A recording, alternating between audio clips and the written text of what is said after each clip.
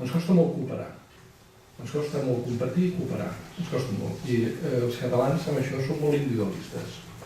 Ens costa. Som molt emprenedors, no sé si molt emprenedors a vegades, però ens costa cooperar. Després ho fem, Després ho fem i arriba un moment que ho fem bé. Però quan vas veient i vas tenir una certa perspectiva, potser més que res pels anys, dels diferents sectors socials, doncs te n'adones que compartir coneixements, posar-se d'acord per dissenyar eines compartides, invertir conjuntament en temes metodològics, poca broma, això costa molt. Hi haurà després qui us explicarà experiències, jo penso que aquestes sí que ja podem catalogar-les a bones pràctiques, però en tot cas, jo diria que aquesta és una de les claus. Les eines al final són eines, però qualsevol persona d'ofici sabrà que tenir un bon banc d'eines amb una diversitat d'eines disponibles és millor que tenir-ne una sola. O sigui, les eines són eines. Jo crec que aquí es tractaria de... Home, el que no cal fer és utilitzar una eina costosa per un objectiu que no es correspon a aquella eina, perquè estem malgastant els recursos, estem malbaratant recursos. Però jo diria que estaria bé que d'alguna manera, d'una manera cooperativa, compartida, poguéssim crear un cert banc d'eines. Poguéssim tenir, des d'aquest punt de vista, una cosa pràctica. Potser en aquesta casa mateix ens pot ajudar, segur que és una qüestió de posar-hi generositat, de posar-hi voluntat. Hi ha algunes que estan molt estandarditzades i no cal donar-hi voltes, però fins i tot un ROI.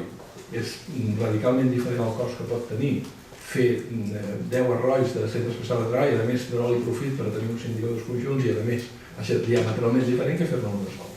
O sigui, per posar aquest exemple. En aquest sentit, escoltant el Víctor, enllaçava amb la sessió anterior que vam fer en el Víctor Viñoles, on parlava de les raons per col·laborar. I quan parlem de l'adequació d'eines, això encaixa en el que ara deia la Marta, no? És a dir, estem en un moment, ho has dit, de crisi. Organitzativament tenim que escollir què ens enfoquem. A respondre a la crisi operativament i anem a encongir-nos a poc fins que puguem desaparèixer sense molestar? O intentar fer aquest enfocament de canvi? I això enllaça amb les altres sessions que hem intentat posar sobre la taula. Evidentment que les eines que estem fent d'avaluació d'impacte, ho hem dit, la tècnica és important, l'adequació de la tècnica també, però sobretot hi ha elements culturals, per tant encaixa amb l'altra sessió que parlaven del desenvolupament de noves competències en els equips. Si l'enfocament és de respondre operativament a la crisi, ho estem veient en moltes entitats.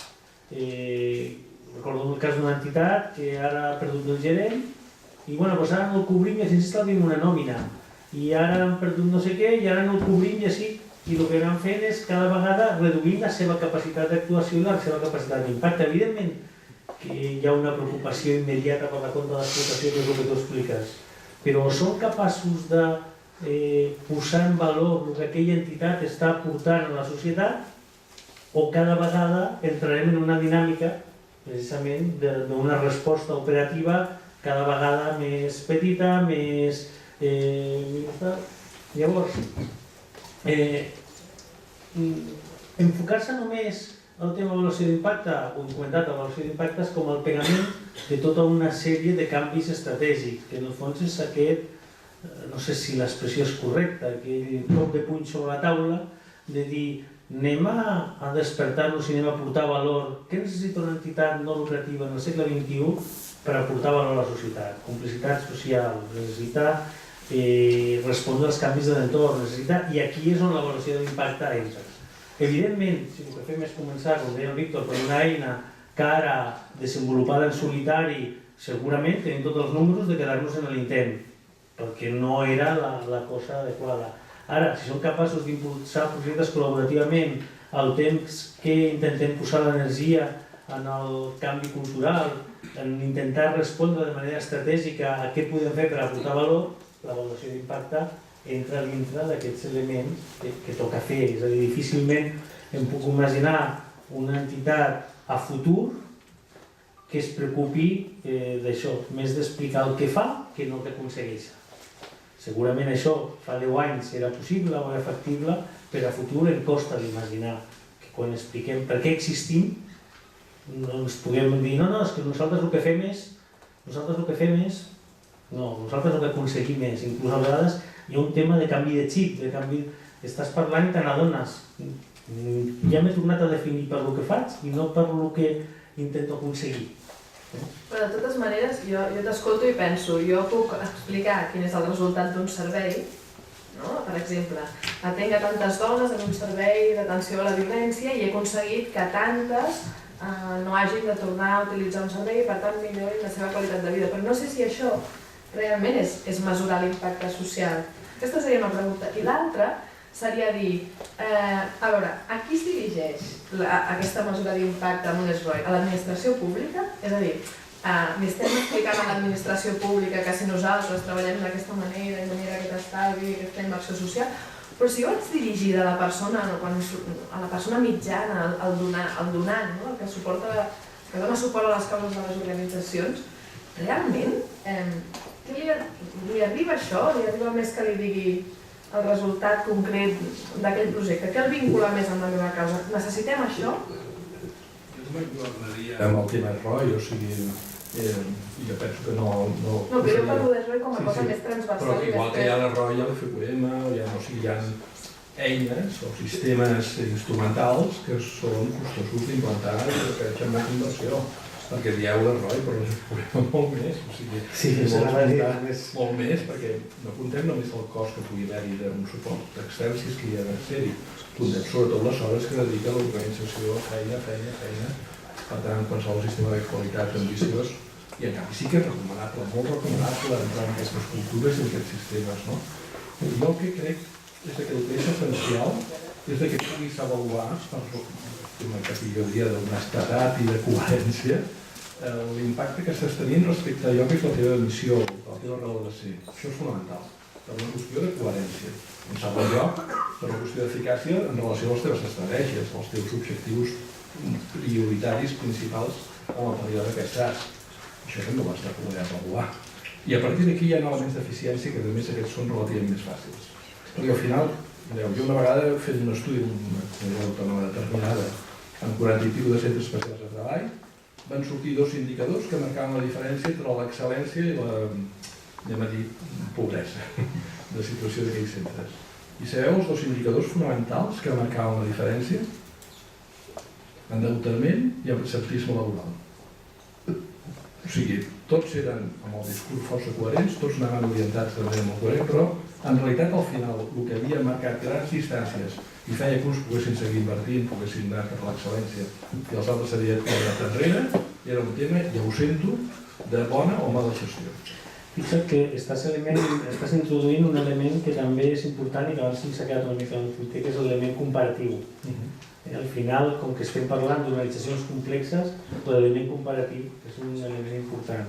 Intentant contestar el que deia la Marta, jo diria que les primeres persones que deia ella de com explicar el que fan és la base per poder fer una avaluació d'impacte. No és l'avaluació d'impacte en si mateix, però si no tens això, difícilment, quan tu parles amb els tècnics i el que et diuen és que el que fem és més complex, o és que cada cas és diferent, o és que no som capaços de donar aquesta resposta a aquestes preguntes que tu deia, difícilment podràs arribar a fer una avaluació d'impacte organitzatiu, perquè et quedaràs en un conjunt d'anècdotes, és quan acabaràs en el relat. El que tu explicaves és un pas important. Estàs parlant d'una organització que ja és capaç d'intentar explicar coses. Aquí, a l'administració pública, al donant particular, a l'entorn, a la comunitat, als propis destinataris, jo resumiria a tothom a qui li importa l'organització, és a dir, a tots els involucrats. En el fons, i tornem una altra vegada a l'enfocament de canvi, i això és un clàssic, estàvem abans dels clàssics, Kotter, quan comença a fer els passos de canvi, sempre diu ser capaç d'explicar en què estàs canviant i oferir una visió del que aconsegueixes. En aquest sentit, l'avaluació d'impacte ajuda a construir aquesta visió que il·lusiona el teu entorn en el que fa l'organització.